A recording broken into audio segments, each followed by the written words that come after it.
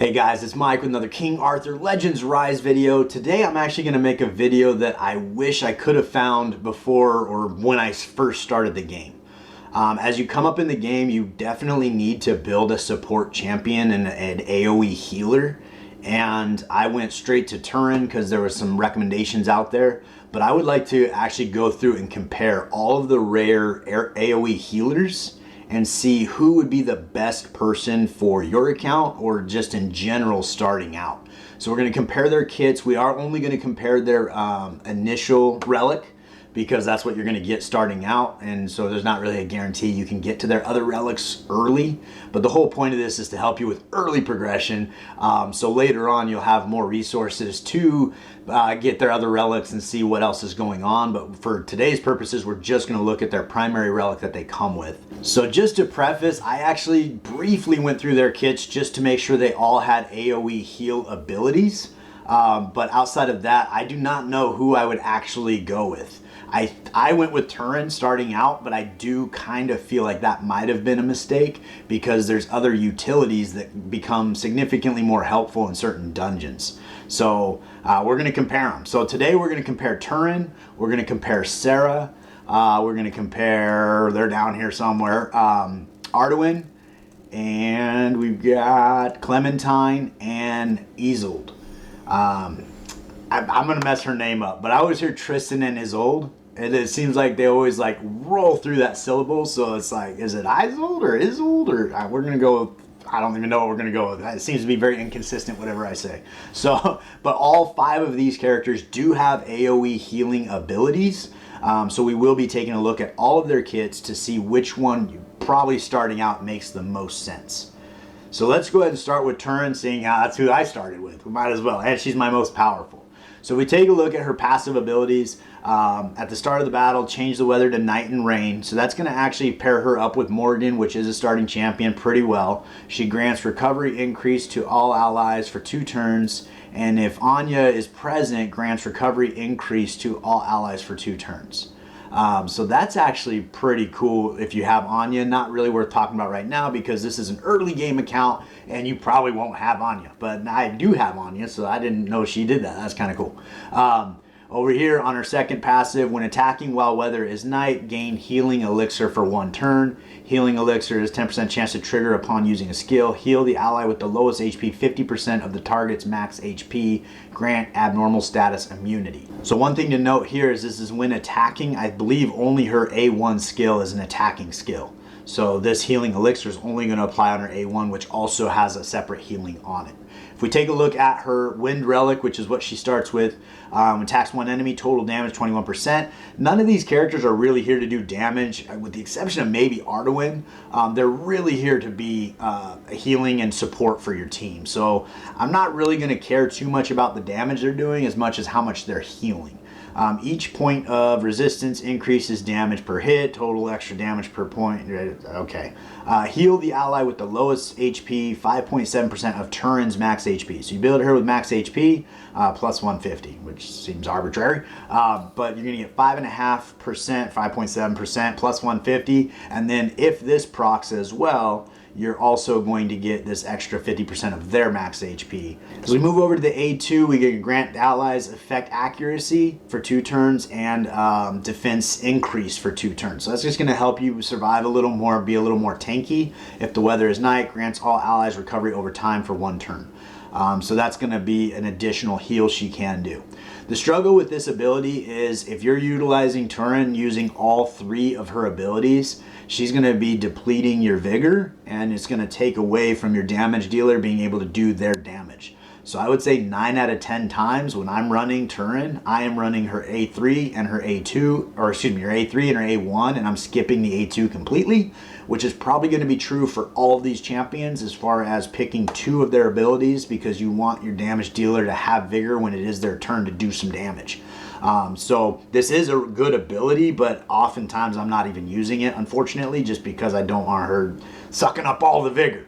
As we move over to her A3, this is her AoE healing ability. She's got a 70% chance to grant ally effect resistance increase for 2 turns. attack speed increase for 2 turns, which is kind of sneaky good. And then 100% chance to heal each ally for 9.7% of her max HP plus 30. So that's going to be a pretty strong heal. Again, building her with as much HP as possible is going to maximize that heal that she's doing to your champions.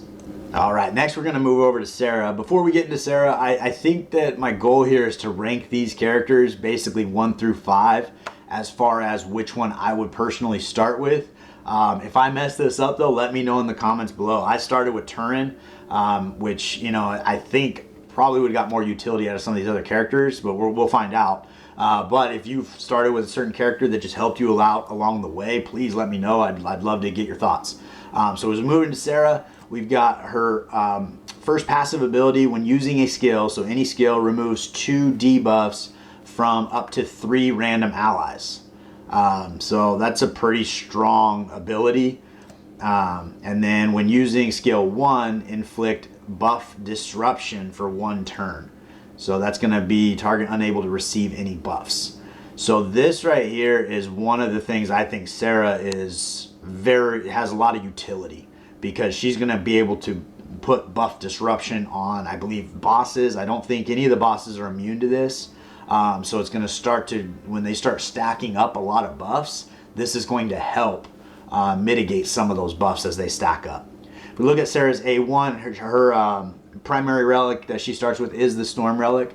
Her A1 is attacks one enemy for damage 34%. Heal the ally with the lowest HP by 5.7 of Sarah's max HP plus 150. So that's the exact same amount of what Turin is doing. As far as damage, it might be a little different, but the heal is why she's here. So we're going to take a look at the heal. On her A2, heal all allies 7.9% of Sarah's max HP plus 30 and removes 1 debuff from all allies. So this is kind of interesting too, because she's doing her AoE heal on her A2. Even though the percentage is lower than Turin, she is actually using less vigor to do it. So that is pretty cool, because you're going to be able to pass more vigor along to your damage dealer. Also, removing 1 debuff is actually going to be extremely helpful as well. Although Turin does help kind of tank your team up with the speed up and the effect resistance. But this is actually a really strong ability, even though the heal is a little smaller. As we move over to her A3, we heal all allies again 11% of Sarah's max HP plus 30. Grants all allies defense increase 1 for 1 turn.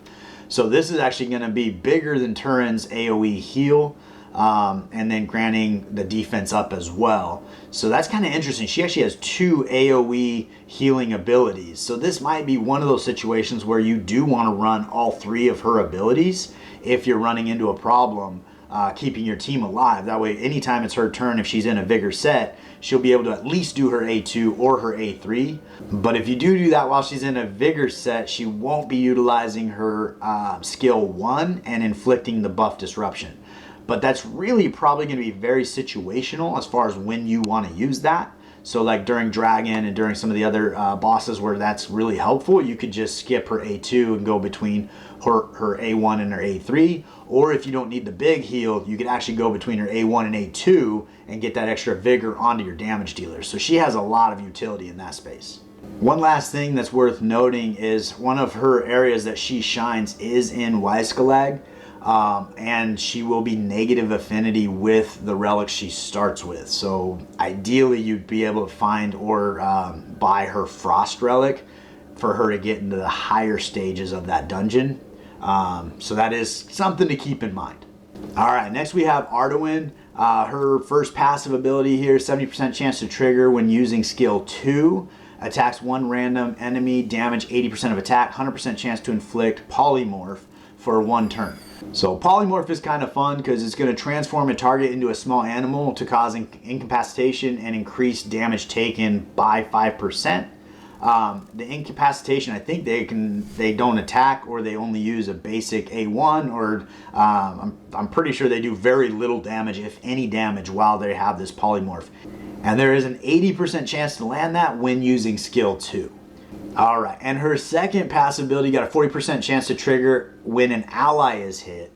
100% chance to inflict Secret Fate Art on one enemy for 1 turn. Now, Secret Fate Art is kind of bizarre. It's saying it cannot target the hero who has used Secret Fate Art, which I think is meaning Ardoin. So if you get Secret Fate Art on you on your next turn, you're not allowed to target Ardoin, and your hit accuracy goes down by 20%.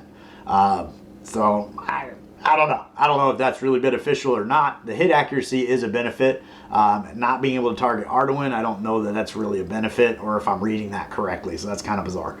So as we move over to her first active ability, or A1, attacks one enemy, damage 45% of attack, 20% chance to grant effect accuracy increase to a random ally. Now, with Ardoin, her heals are actually based on her attack. So she's actually going to be one of the healers that can do some damage. And I've seen some Ardoins do some serious damage. So you do want to stack her extremely high in attack. So this A1 could actually do a little bit of damage for you. It's only a 45%, but because you're building her attack to get her highest heals, this could be pretty effective. Effect accuracy obviously is going to be a benefit for your team. As we move over to the A2, attacks 3 times, hitting 1 random enemy. Each time, total damage is 294%, and a 20% chance for each hit to inflict polymorph. So this could start spreading polymorphs out, and then with her her passive ability, she's got an 80% chance to inflict polymorph as well when using her skill 2. So that's pretty. It's a 70% chance for it to work, and then if it works, you got an 80% chance to make it actually happen. So there's a lot to read right there. That's kind of a lot of math to do. But you also, just with the ability itself, have an additional 20% chance to inflict polymorph for 1 turn. So you could be spreading this out. This kind of works almost like a freeze or like a root binding or something like that, where it's just incapacitating the enemy and giving you a pretty good chance where they're not going to be attacking you. But this 294%, don't sleep on that, because that's going to actually be pretty good. That's a pretty strong hit.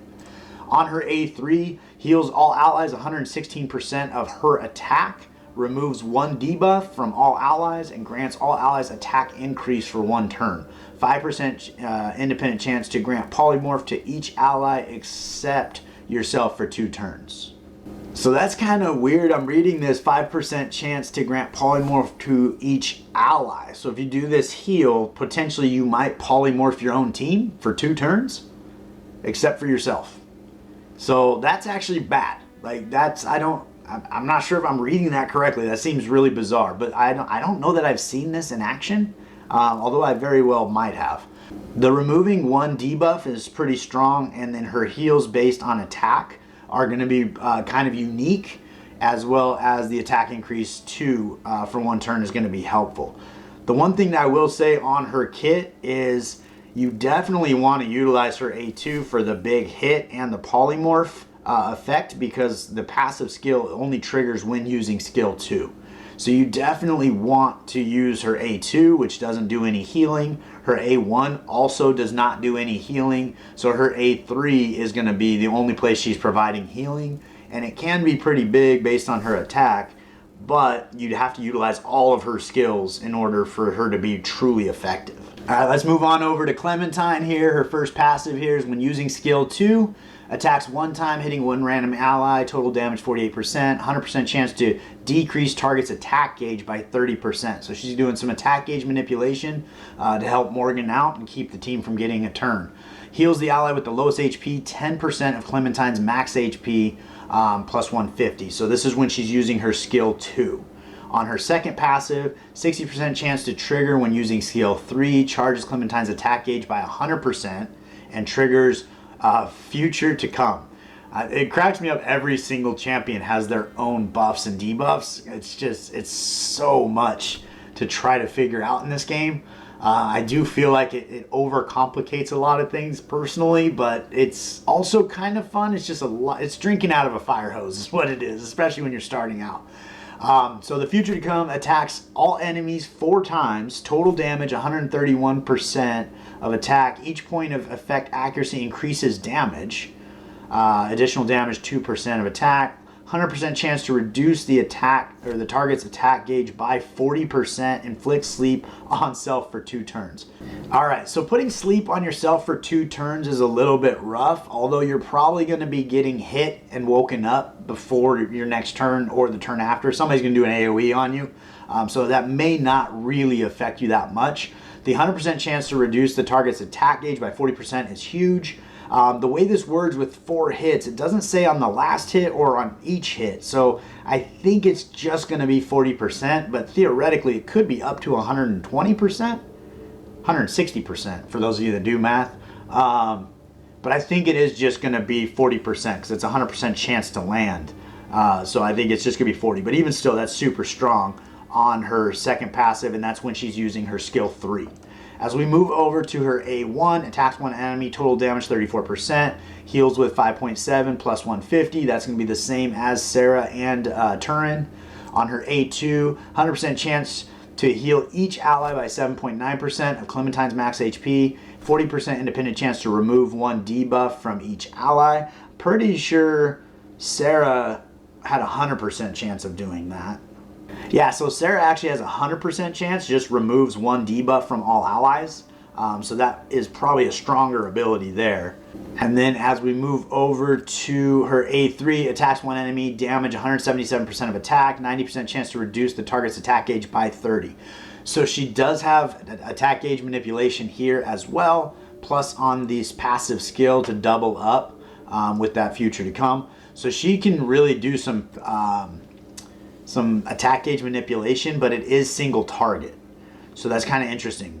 Also worth noting, her AoE heal is on her A2. So again, you could stack up Vigor and help your damage dealer out by utilizing this, but it is a smaller AoE heal than we have in some of the others. So last but not least, we've got Isolde here. So on her first passive ability, she's got a 50% chance to trigger when an ally recovers HP, and she'll remove 1 dot from the target. So every time you're doing an AoE heal, you have a 50% chance of removing a dot on each ally, which is pretty strong. Probably works really well in Gorgos. Although obviously Jarrett is the Gorgos king, so removing dot, you don't need to look any further than Jarrett. Like, he's your answer. As we move over to passive 2, when using skill 2 specifically, removes 1 dot from all allies, grants all allies dot taken decrease 2 for 2 turns. So that's going to be a pretty big ability there, again in Gorgos. Early on, because you have limited resources, it could be beneficial to build, instead of building a healer and Jarrett to do this job, she could probably suffice and do both for a little while. But as you start getting deeper into the dungeon, I don't think she's going to be able to handle it for you. I think you're going to need to have probably Jarrett on the team or a lot of damage to kill Gorgos quickly before those dots stack up. If you had a lot of damage, then she would help mitigate some of those dots, but I don't think she's going to stop it from happening. That being said, my Isolde is on level 30, so you can see I've used her a bunch. I have been meaning to build her, but I just keep getting legendaries because I keep getting lucky. So I do want to build her, I just haven't gotten around to it yet. But I do think her main area where she's going to be most effective is probably going to be in Gorgos. So as we move over to her first active ability, we got attack one enemy 2 times, total damage 34%, 40% chance to inflict chill for 1 turn. I'm assuming that's on each hit, but it might just be for the whole ability. Chill's kind of cool. You got the 3% damage over time, as well as it lowers attack speed by 5%, so you're just kind of slowing them down. As we move into the A2, heal all allies by 3.8% of max HP plus 39. It doesn't specify whose max HP, if this is hers or theirs. So that's kind of weird. I think it's based on her max HP. And then you have a 100% chance to grant all allies recovery over time for 1 turn.